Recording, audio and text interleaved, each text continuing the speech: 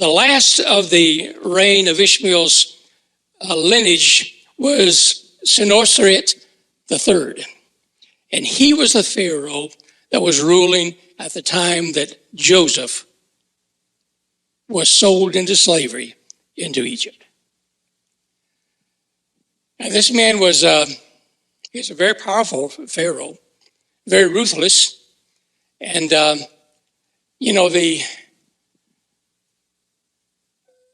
the tourist trade in Egypt, they capitalize upon the fact that they say that the pharaohs were buried in the pyramids. Well, there were 380 pyramids that were constructed, and not a single one of them was ever used to bury a pharaoh in. There's 88 left. Some of them are in good shape, some of them are not. But not a single time did a pharaoh was buried in a pyramid. What it was for, we don't know. There's speculation out there and why it was built, but there's been no pharaohs have ever been found in any pyramids. Now, they've been buried in the area, underground, Massadas, but not within the pharaoh. My first dealings with Sennacherib III, many centuries later, happened here maybe 20 years ago. The pyramid where his complex was, burial complex, again, he wasn't buried in the pyramid, but within that complex he was. It was called Deshar. And Deshar was located west of the Nile River and kind of west of Cairo. And we had been having a ministry for quite some time to the Bedouins. And the Bedouins they make their living by travel caravans. And they take camels and donkeys and horses and that type of thing.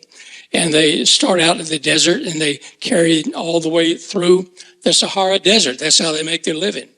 But we were very fortunate in that the Lord allowed us to lead some of these Bedouins to the Lord. And the Bedouin church began with 7 people, and now they run about 1,300. And so and when they had their church services, the Bedouins are hated by everybody, but especially the terrorists. And the terrorists that are really get upset because they're Christian. But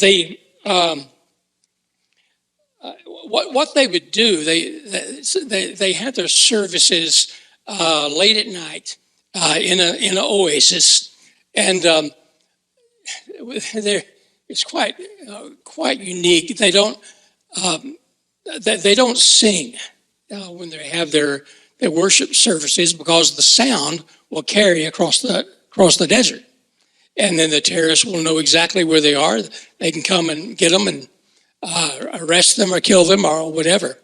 Also, when they don't stand up because you can silhouette against the desert very easily, and so when they sing, they do something like this. They go, only God knows what they're saying. But and then when you preach, let's say, Pastor, you were invited to preach for a Bedouin group. Well, you would gather around a fire in the oasis, and when you preach, you talk just like this, so your voice won't carry. And so the only ones that hears what you're saying is the ones right around the inner group. And then they turn around and tell it to the people behind them. And then they tell them to the third row and then the fourth row.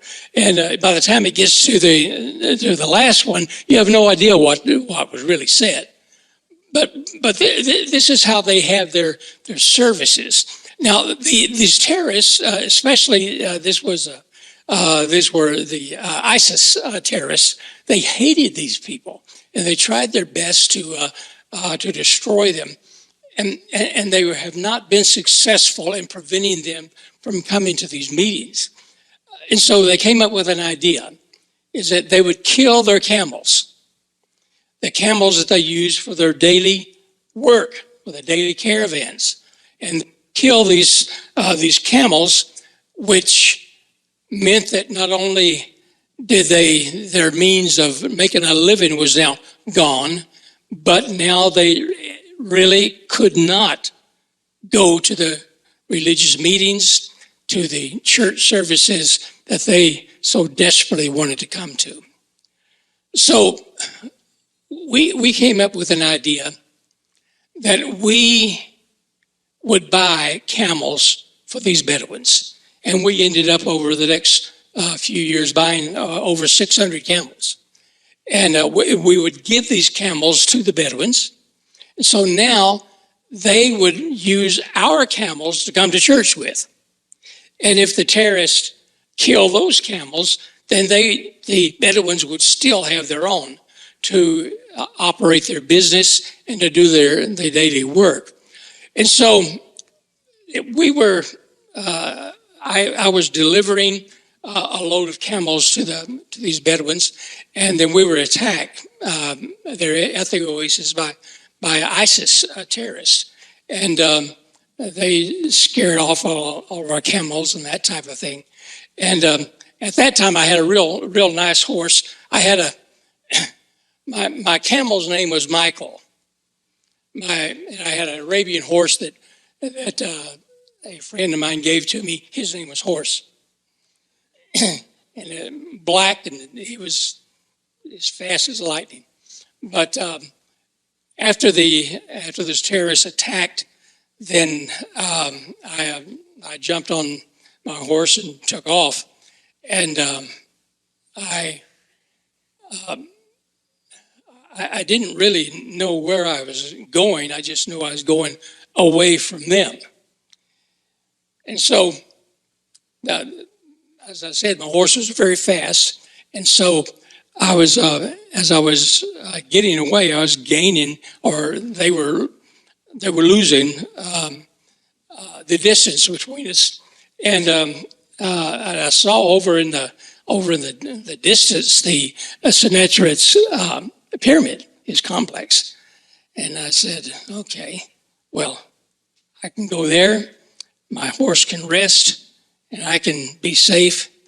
And so that's what I did. I went in there and I climbed the pyramid and got up a pretty good distance, then just laid down flat. And the sun was just going down.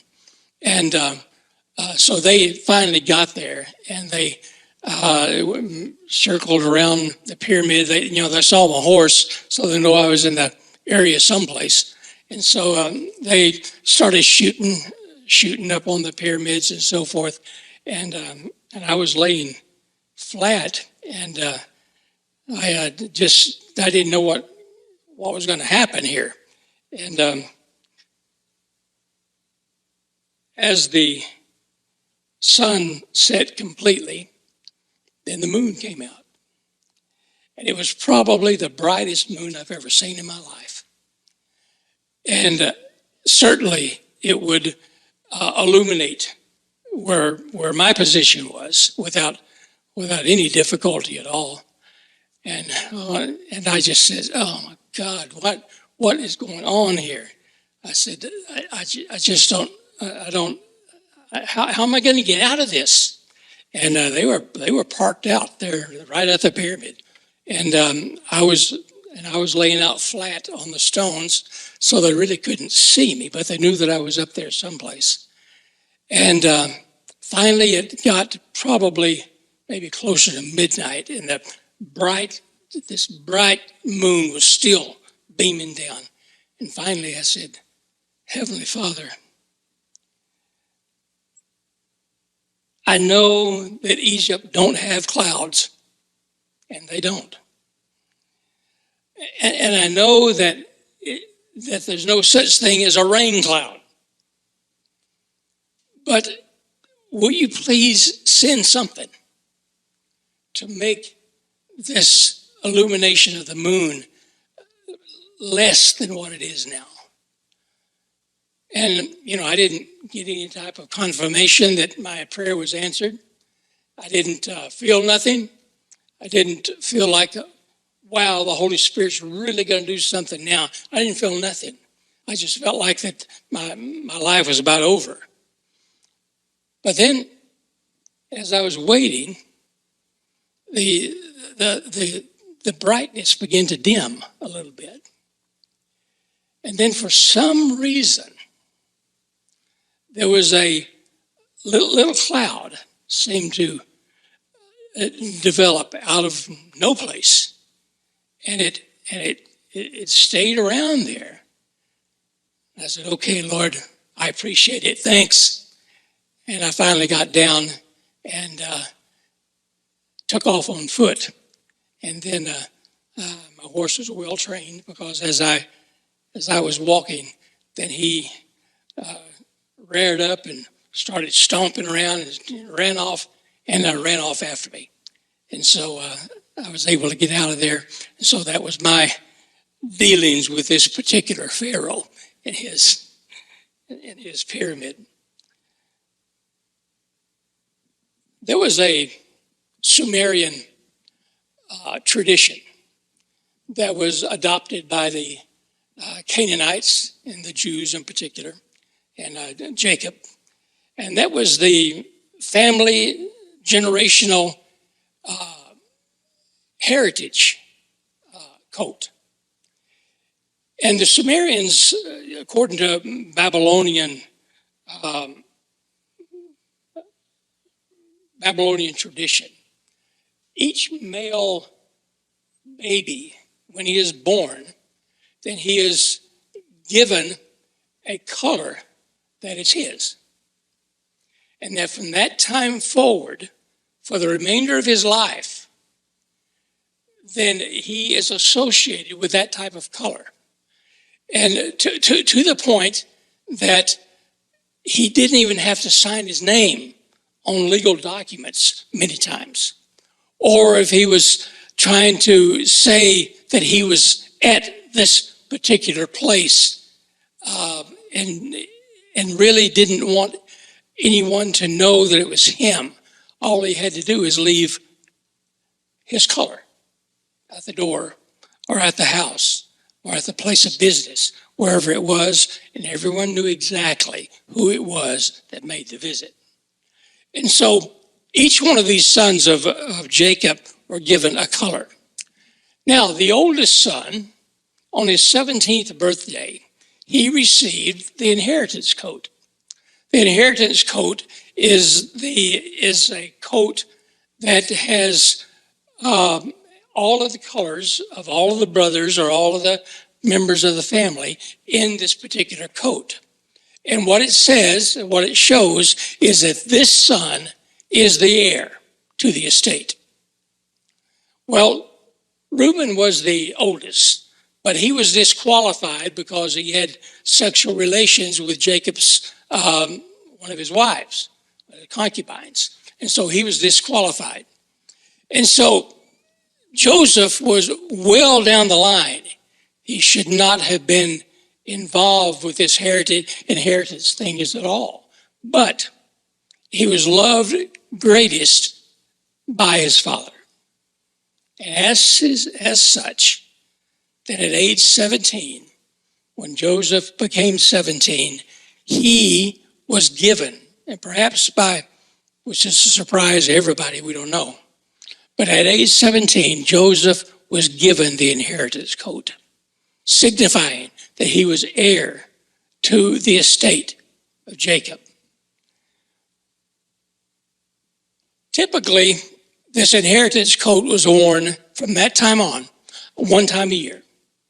And that was on the birthday of the one who had the coat.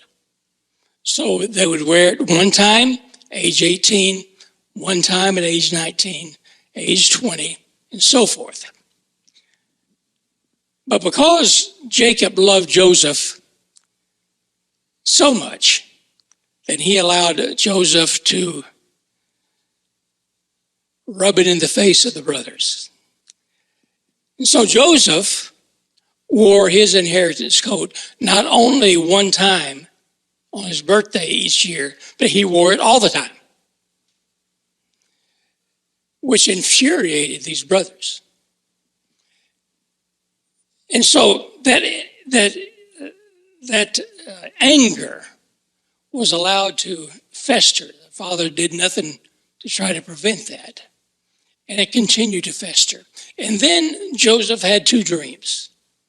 And in these dreams, it seemed like to the brothers that it meant that somewhere down the line, sometime in the future, that they are going to bow down and worship Joseph, or at least pay homage to him, if not to worship him.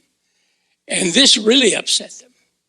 And they became extremely angry because of this. Now, the coat was given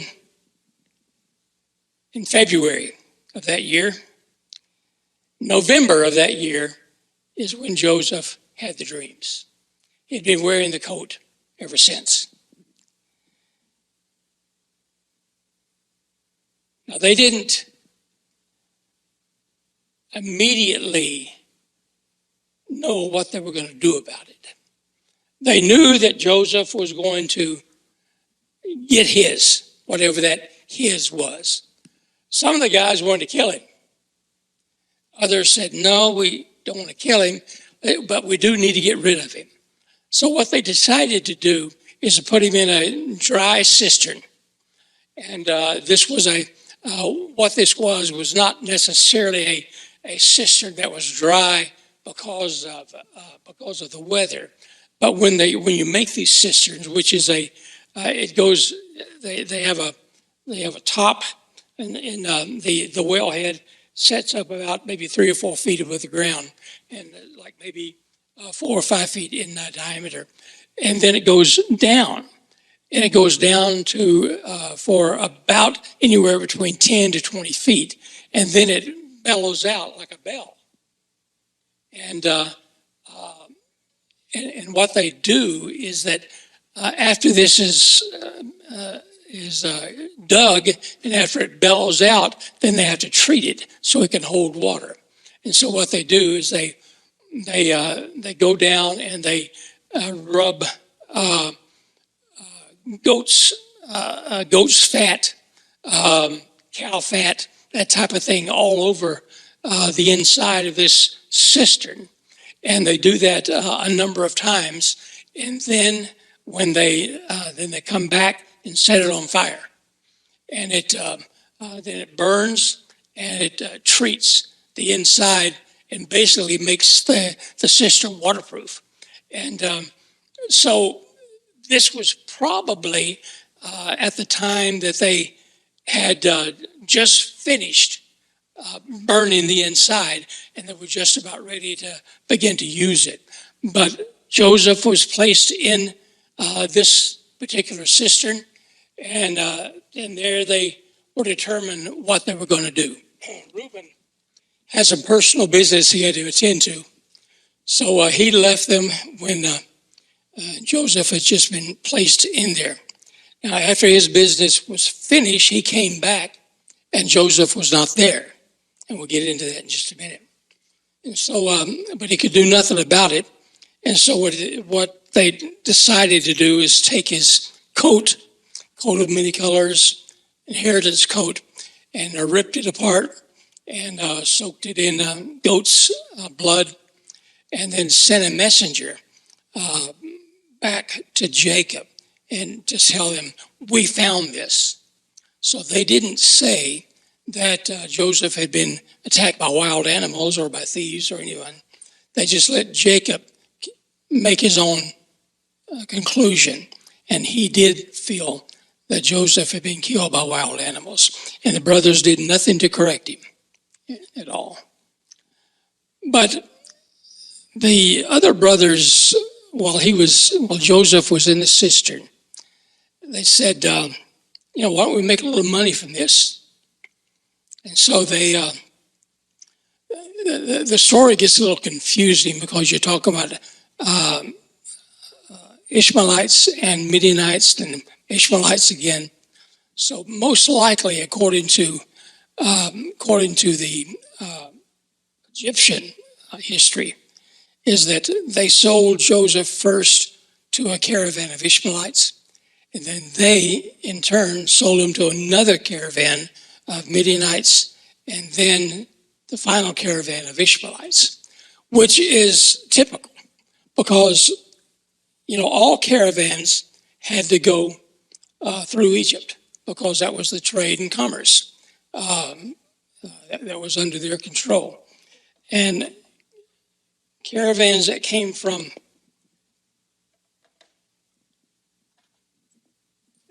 the east, this direction, they followed the way of Horus, and they would stop at this area right here, and this is called Tanis. It was the first city in Egypt that you would come to if you were coming from the east.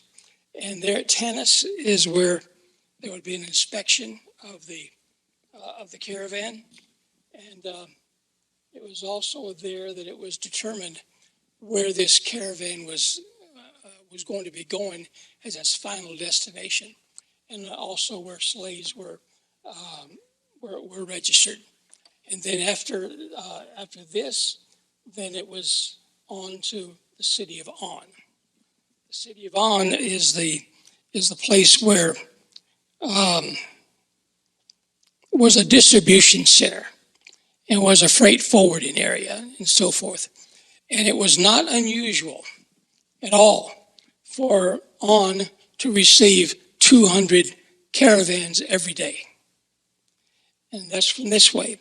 Another 100 caravans even from the south and from the west would go there also.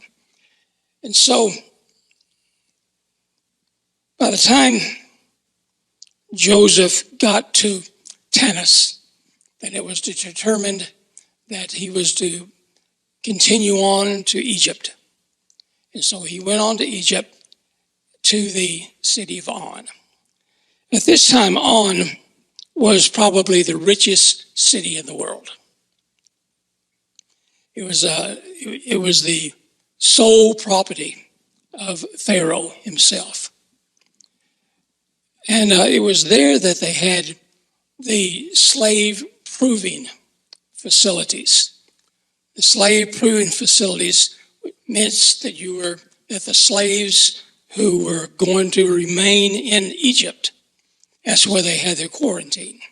So they would be under quarantine anywhere between 90 and 200 days. And to make sure they didn't bring any diseases in. It was also there that they would be taught in Egyptian manners. They'd be placed on an Egyptian diet because most of these people had never eaten Egyptian food and their body needed to get accustomed to it. It's also where they went through an extensive medical exam from doctors and dentists and so forth. And this is where Potiphar first saw Joseph, and he bought him. Now the brothers sold him for 20 pieces of silver. Egyptian history tells us that Potiphar bought him for 100. So obviously Joseph had been sold a few times before he got to Egypt. Now Potiphar, who was this guy? Well, the Word of God said he was the captain of the guards, but his title was a little bit more extensive than that, because he was the manager of Pharaoh's complex, what they call the judges complex in On, which meant that within that complex you had the National Treasury, you had the Trade Commerce Bank, you had the God's Bank, which means that any type of gifts or money or that type of thing that was to go to various gods or goddesses ended up in that bank. And then you also had the Trade and Commerce Bank. So you had 5 banks within that area, of which Potiphar was superintendent of that. He was also the captain of the guards. Captain of the guards meant that he was the captain of the butchers. The butchers were a group of guys. There were 30 of them. It was their responsibility to protect the Pharaoh when he was ever out, away from the palace, out among the people. And how they did that is that if anyone, whether it be an animal, an insect, or a human being, they got within 10 meters, which about 33 feet, 10 meters of Pharaoh, they died. No arrest. It was just death. And so Potiphar was the captain of the butchers. And not only that, he was a cousin of Pharaoh. And as a cousin of Pharaoh, that he was responsible to bring in political security. And he did that by marrying other wives from different parts of the world to ensure or to secure the peace. And Potiphar married Zuleika. And Zuleika was a daughter of the king of Babylon. But Potiphar was also a eunuch. So he was not able to produce children. And so these were political marriages. This particular Pharaoh had 318 of these political marriages. They were not brides that produced children. Those brides were down in the capital city of Thebes, and they produced children. But up and on, these were political marriages, and they were used strictly for politics. So Zuleika was very beautiful. She was only 15 years old when she married Potiphar as a political bride.